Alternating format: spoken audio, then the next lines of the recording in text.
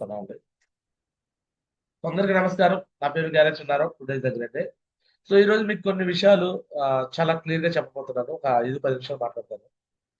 చూడండి, ఈ same shop అనే బిజినెస్ లో ప్రతి ఒక్కరు 100కి 100% స్ట్రైక్ రేట్ కొట్టాలి అంటే, 100కి 100% మనుషులు సక్సెస్ కావాలంటే, 100కి 100% డైమండ్ కావాలంటే చేయాల్సిన ఒకే ఒక పని, ఏదైతే ఒక అప్లైనర్ సక్సెస్ఫుల్ అప్లైనర్ చేస్తున్న పని ఉందో అదే పని 100కి 100% ఎటువంటి డీవియేషన్ లేకుండా మీరు కూడా డూప్లికేషన్ చేయాలి.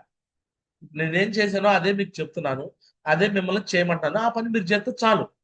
మరి ఏ పని మీరు చేశారు గురుజీ, ఏ పని చేస్తే మీరు డైమండ్ అయ్యారు, మమ్మల్ని ఏం చేయమంటారు? అది ప్రతిసారి చెప్తున్నా, మళ్ళీ ఈ రోజు ఇంకోసారి ఒక 5 నిమిషాలు 10 నిమిషాలు చెప్తున్నాను, వినండి జాగ్రత్తగా.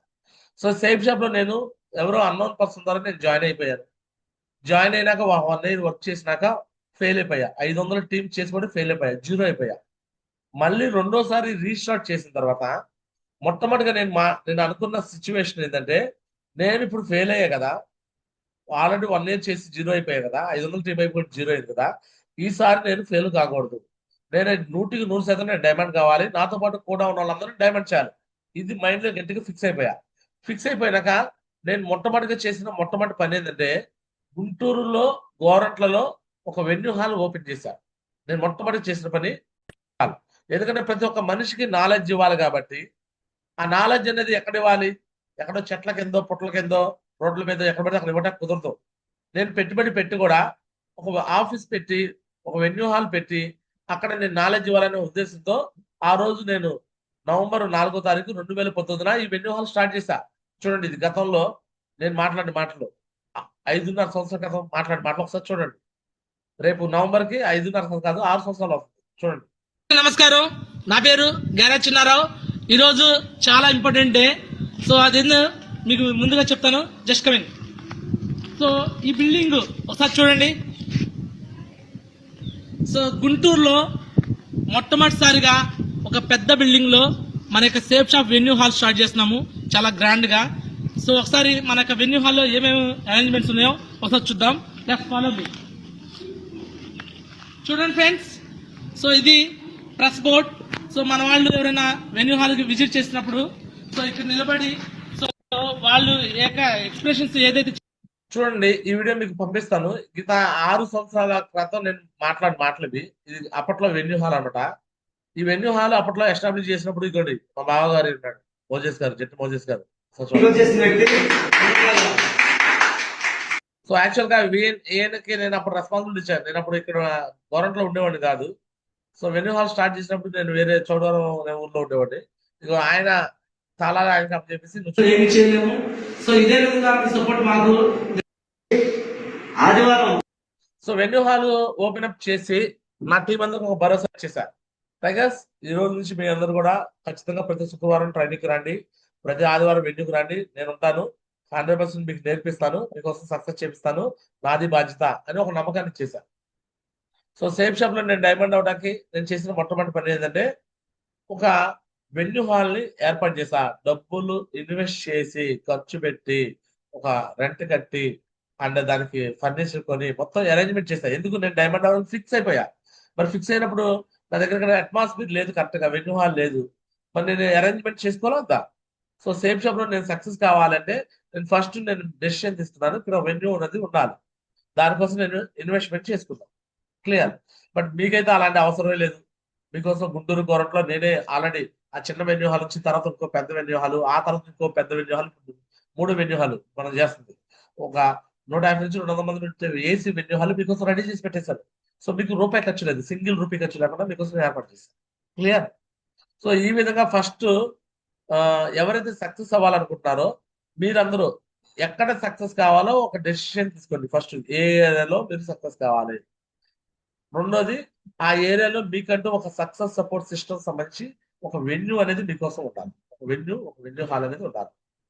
ఇప్పుడు నేనైతే డబ్బులు ఖర్చు పెట్టుకొని వెన్యూ అనేది ఏర్పాటు చేస్తున్నాను.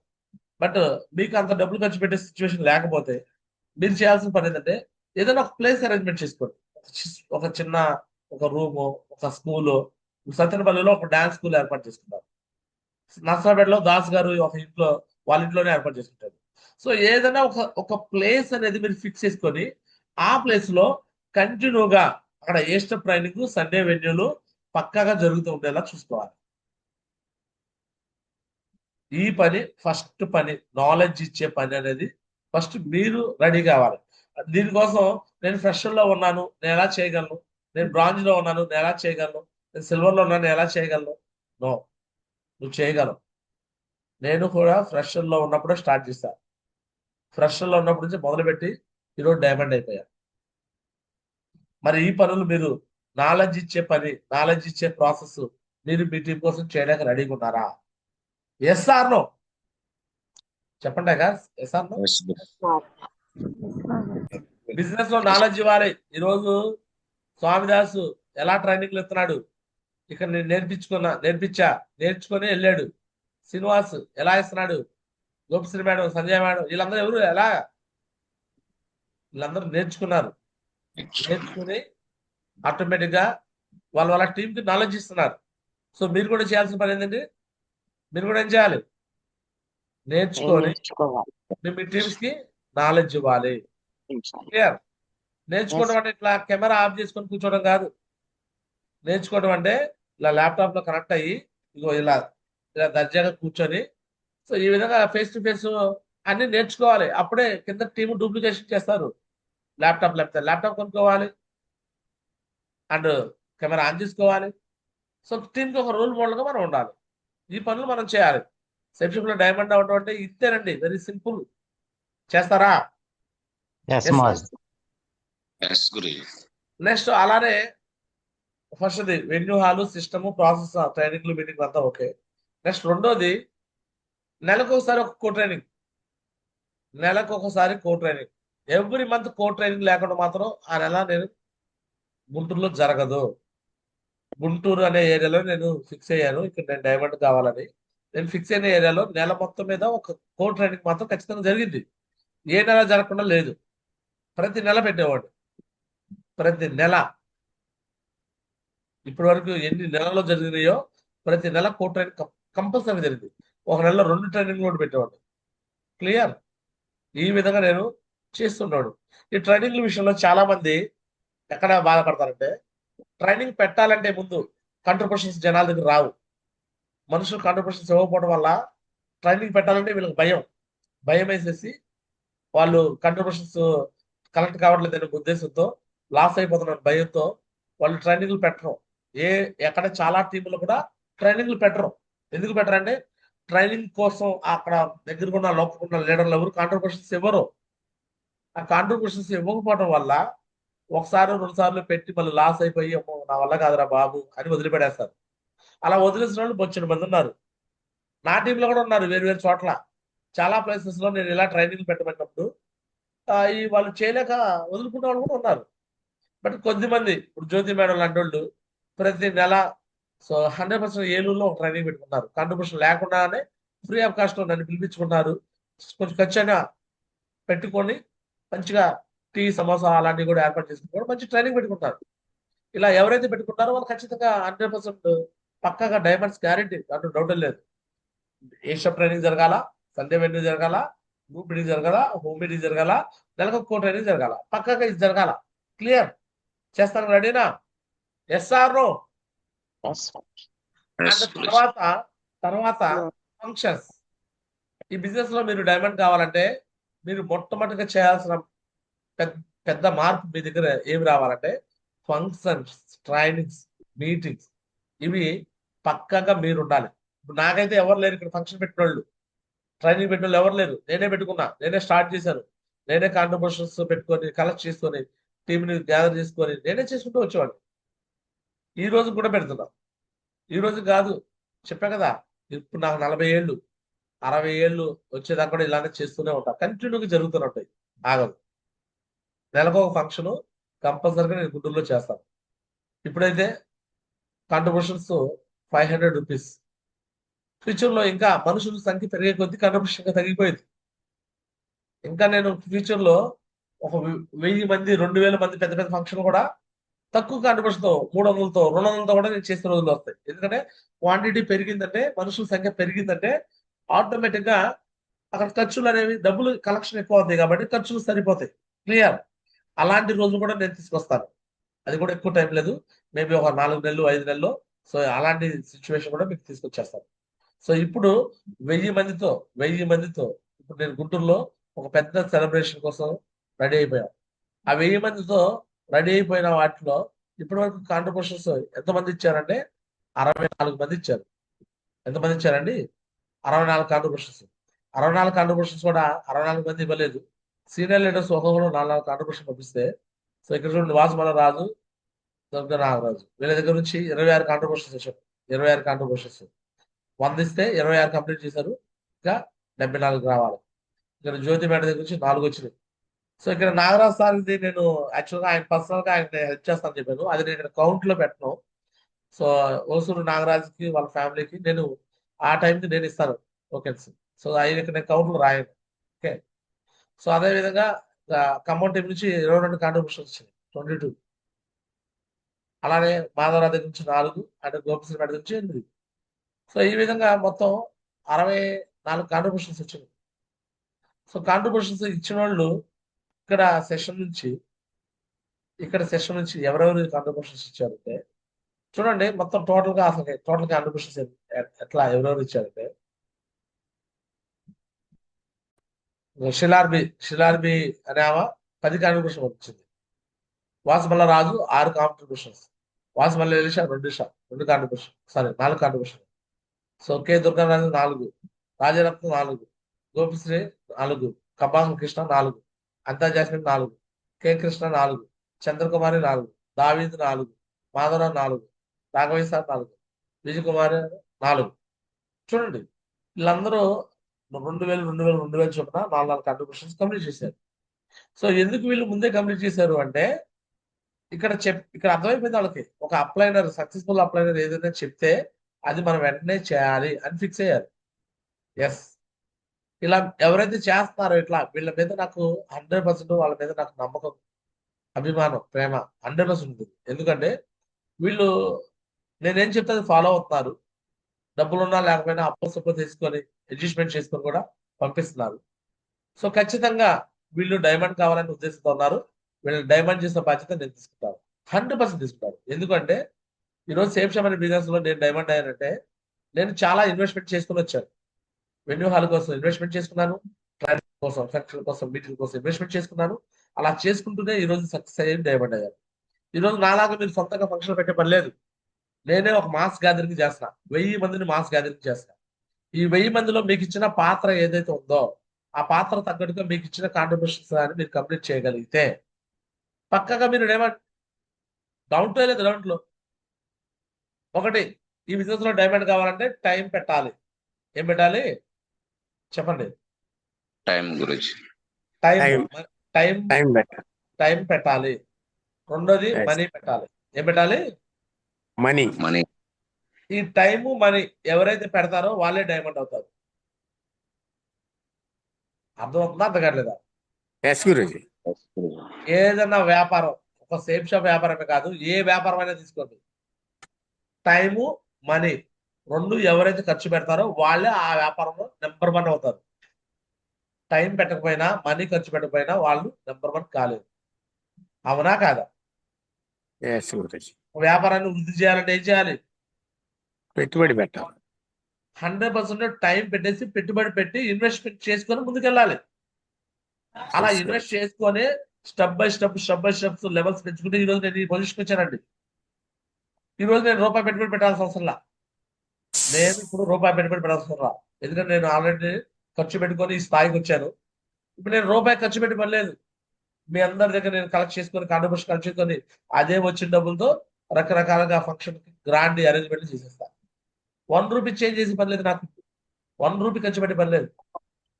బట్ అయినా సరే ఫంక్షన్ల కోసం నేను బయట ఖర్చు పెట్టకపోయినా ఇక్కడ వెన్యూ హాల్ కోసం నెల మొత్తం మీద నెలకు 30,000 ఖర్చు పెట్టి నేనే పెట్టుబడి పెట్టుకొని చేస్తాను. నెల మొత్తం అంటే నా కార్లో పెట్రోల్ పోసుకొని తిరుగుతూనే ఉన్నాను ప్రతిరోజు. పెట్టుబడి అది కూడా నాకు.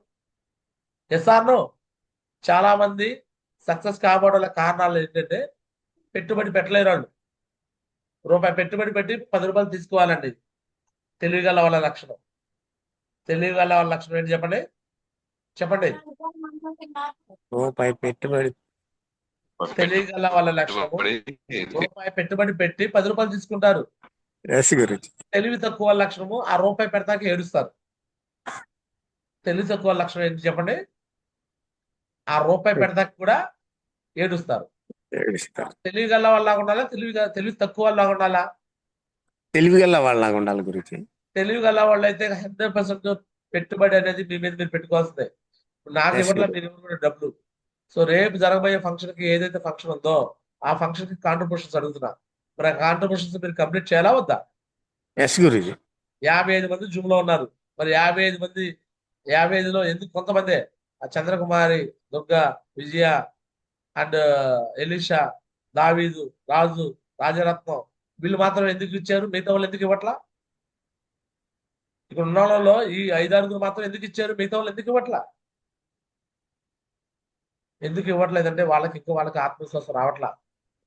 నేను ఈ బిజినెస్ లో నేను డైమండ్ అవుతాను, గురుజీ నమ్ముకుంటే, గురుజీతో పాటు ఉంటే మేము డైమండ్ అయిపోతాం, గురుజీ ఆలోచన మా మీద పడితే మేము డైమండ్ అవుతాం అనే నమ్మకం వాళ్ళకుంది. బట్ మీకు నమ్మకం ఇంకా కలగట్లేదు కాబట్టి మీలో మార్పు రావట్లా. నమ్మకం కలుగుతుందా? మీకు కలుగుతుందా? చెప్పండి. ఇప్పుడు ఆల్రెడీ కాంట్రిబ్యూషన్ పంపించిన వాళ్ళు అడుగుతాను, ఎందుకు మీరు పంపిస్తున్నారు? ఎందుకు బిలీవింగ్ ఏంటి చెప్పు. ఫస్ట్ రాజు సార్ చెప్పండి, ఎందుకు చెప్పండి, మాట్లాడే ఛాన్స్ ఇస్తున్నా. ఎందుకు మీరు కాంట్రిబ్యూషన్స్ అడగగానే వస్తున్నారు? ఎందుకు ట్రైనింగ్ మీటింగ్ అడగగానే వస్తారు? కారణాలు ఏంటి? గురుజీ సక్సెస్ అవ్వాలనుకుంటున్నాను గురుజీ. సక్సెస్ అవ్వాలంటే లెర్నింగ్ అనేది తప్పనిసరిగా కావాలి. ఎక్కడ ఏ మీటింగ్ లో ఎలాంటి మాటలు మనకి ఇమిడిపోతాయో తెలియదు కానీ గురుజీ, ఏ మాట ఎప్పుడు మనకు కనెక్ట్ అవుతుందో మనకు తెలియదు. కాబట్టి ప్రతి మీటింగ్ లో అటెండ్ అవడాన్ని బట్టి ముందు మనం నిలబడాలి గురుజీ. నిలబడాలంటే అలాంటి మీటింగ్స్ అన్ని మనం అటెండ్. నేను ఒక లెవెల్ వచ్చాను కాబట్టి సో చూడొచ్చు, పాస్ వల్ల రాసుకోండి, డబ్బులు పంపించాడు.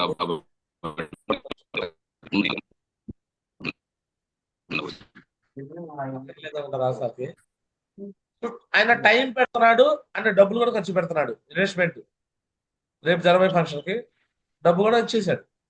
మరి వాసుమల్ల రాజు సార్ డైమండ్ అవుతాడా అవడా? చెప్పండి అండి. ఎస్ గురుజీ, అవుతాడు గురుజీ. చెప్పండి. వాసుమల్ల రాజు సారు ఇప్పుడు టైం పెడుతున్నాడు, డబ్బు పెడుతున్నాడు, డైమండ్ అవుతాడా అవడా? అవుతారు మామ.